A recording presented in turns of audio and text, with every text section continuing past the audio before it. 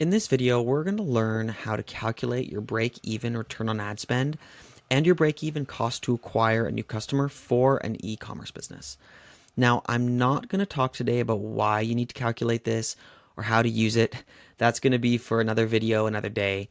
But for today, it's just going to be 100% on how to do these calculations and how to form these benchmarks for your media buying goals.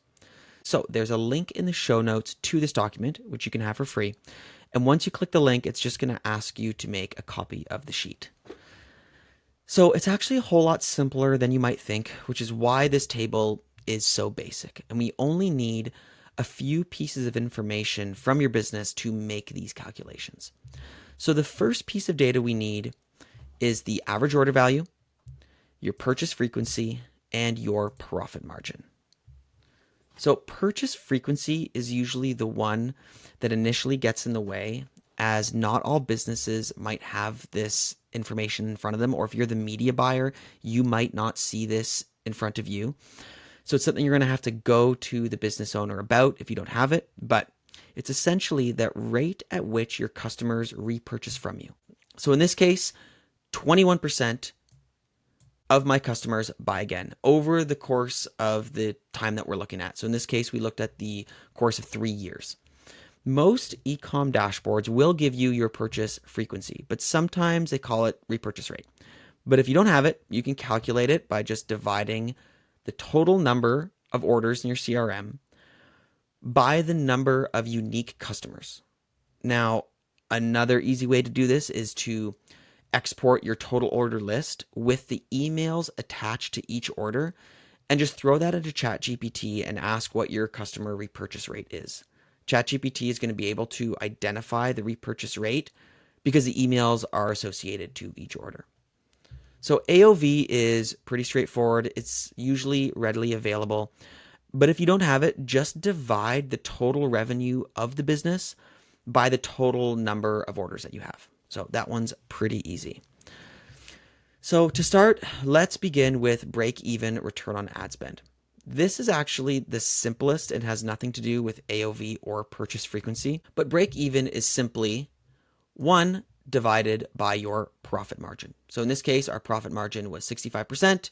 You divide that by 1, our break-even return on ad spend is 1.5. Now, this is not considering your lifetime value, which is really important to consider, and we'll get into that later. This is simply the direct purchase profitability. So again, it's not considering long-term lift of new customer acquisition. But this number is great for seeing the overall health. It's kind of like your daily spot check to see if your campaign or your account is profitable day to day.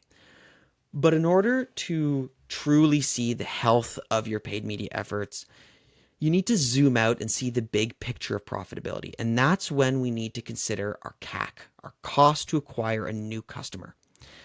And that is what's going to factor in our average order value, our purchase frequency to bring in our lifetime value.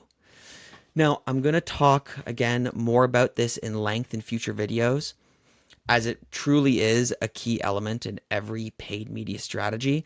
But like I promised for this video, we're just sticking to the calculations. So to get our CAC, we first need to establish our customer lifetime value. And this is basically your average order value multiplied by your purchase frequency. That gives you your LTV. Then we simply take the LTV and divide it by our profit margin. And boom, you have your cost to acquire a new customer goal. Now, in using this number, don't go start using it as your cost per conversion break-even goal, because this is specifically for new customers because we factored in LTV. So in order to use this goal, you need to be measuring new customers, so you have something to benchmark it against. It can be tough because we don't see new customers in platforms like Google and Meta.